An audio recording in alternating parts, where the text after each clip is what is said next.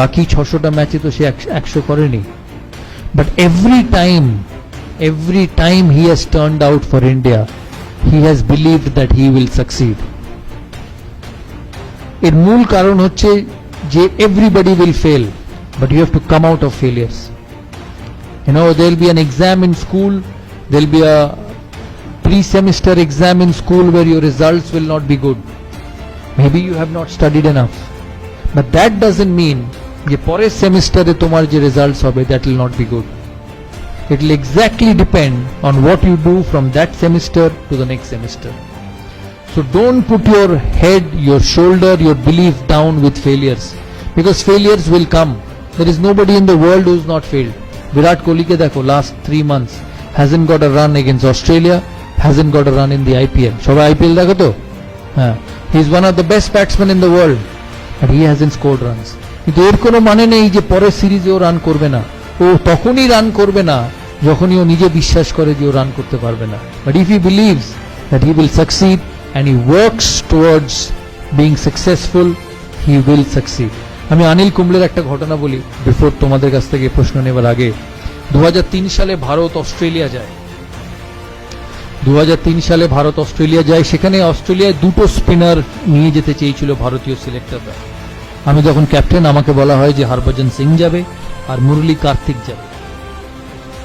আমি ওই সময় জানতাম যে অনিল কুম্বলে যদি ওই ট্যুরে না যায়, অনিল কুম্বলের ক্যারিয়ার হয়তো শেষ হয়ে যাবে। And also I quietly believe that he was probably the best spinner in my team, but the best spinner is having an off time. So there are two ways to deal with it. Either you let him go and let a career get spoiled, or you put an arm around his shoulder and say, hey listen, I back you.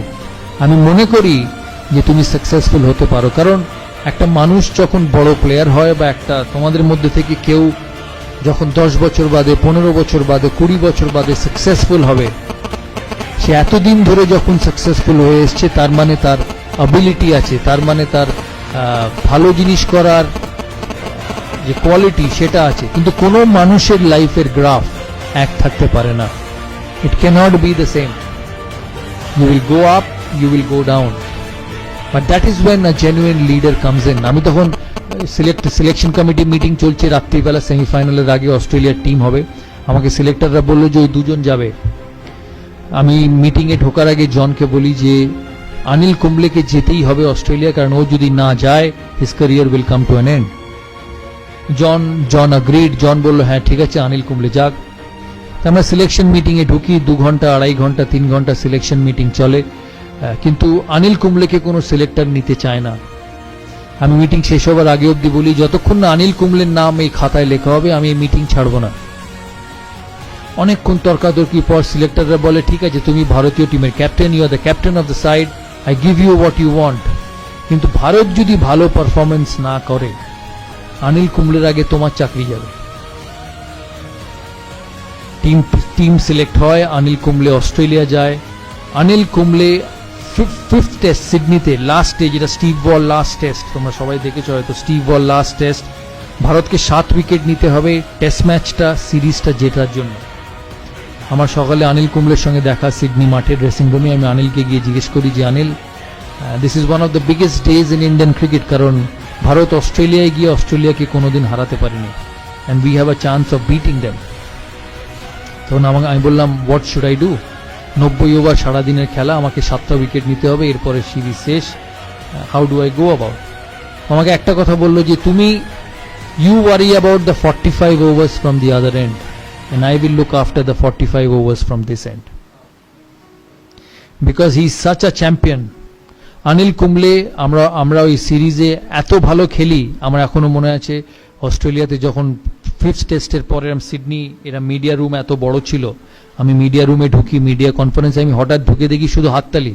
আমি অবাক হয়ে যাই ফার্স্টে যে কেন এত হাততালি দিচ্ছে, কি কারণ। অস্ট্রেলিয়ার এক মিডিয়া আমাকে বলে যে we are extremely proud of the Indian team, যে লাস্ট 15 বছরে অস্ট্রেলিয়ান ক্রিকেট এত শক্ত ছিল যে কেউ কম্পিট করেনি। You are one of the only side who not only competed but you beat us at home. আর এটা পসিবল ছিল because of Anil Kumble. He finished as the highest wicket taker of the season, and ওই বছর Anil Kumble 75টা wicket পেয়েছিল। যেটা ও ক্যারিয়ারে কোনোদিন পায়নি। এই কথার মানে হচ্ছে যে even a champion, even the best will go down, even the best will have tough times, but if you want to be a leader, if you want to be someone who actually turns around people, you have to put an arm around him and say, hey listen, I support you.